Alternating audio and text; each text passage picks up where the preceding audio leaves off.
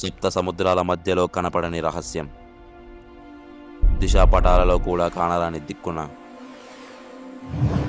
9 శక్తులు 9 తెగలుగా మారి భూప్రపంచంలో శాంతిని స్థాపిస్తున్నాయి.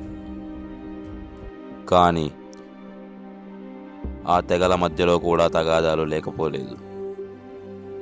అధికారం కోసం నమ్మకాలు కూడా అమ్ముడయ్యాయి.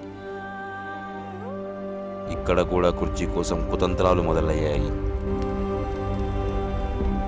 ఈ పోరులో గెలవడానికి కావాల్సింది బలం కాదు, బుద్ధి. ఈ సమరాల ప్రస్థానం పేరే వలరా.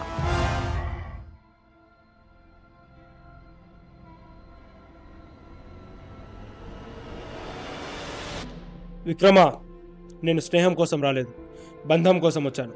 నీ కూతురిని నా కొడుక్కిచ్చి పెళ్లి చేద్దాం. ఇది మన కోసం కాదు, వలరా భవిష్యత్తు కోసం. నీతో ఉంటే ఈ సంద్రం కూడా నిశ్శబ్దంగా అనిపిస్తుంది. కానీ ఈ అలలు నిన్ను దూరం చేస్తాయేమో అన్న భయం. అలలు దూరం చేసే లోపు వాటికంటే ముందు నేనే నీ దగ్గరికి చేరుతాను.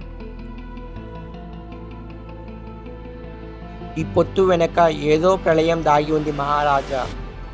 ఆ కలవరమే మన బసవన్న కంటిలో కూడా కనిపిస్తుంది. రుధిర నిర్వాణ, విషం తాగి ప్రాణాలు కోల్పోయాడు.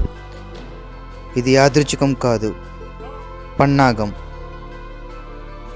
అధిపతి విషంతో చనిపోతే అది ప్రమాదం కాదు, ద్రోహం.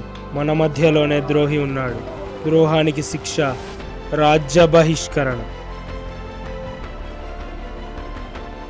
వలరా శాంతంగా కనిపిస్తుంది, కానీ లోపల వినాశనానికి ఊపిరి తీసుకుంటుంది.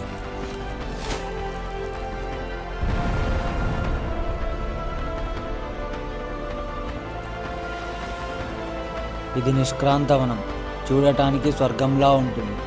ఇక్కడ ప్రకృతి అంతా ప్రశాంతంగా కనిపిస్తుంది, కానీ ఈ స్వర్గం లోపల ఎవరికీ తెలియని ఒక నరకం దాగి ఉంది.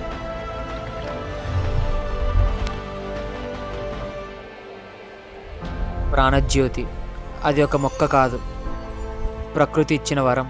దాన్ని చేరుకోవడం అసాధ్యుడికే సాధ్యం. నీ తండ్రి యుద్ధాలు గెలిచినవాడు మాత్రమే కాదు, నమ్మకాలు నిలబెట్టినవాడు. ఆ నమ్మకాన్ని ఇప్పుడు నువ్వు నిలబెట్టాలి. ఈ వలర భవిష్యత్తు నీ అడుగుల్లోనే ఉంది. విక్రమరౌద్ర కొడుకు విక్రాంత్ రౌద్రగా నేను మాటిస్తున్నాను, వలరా భవిష్యత్తు నా బాధ్యత.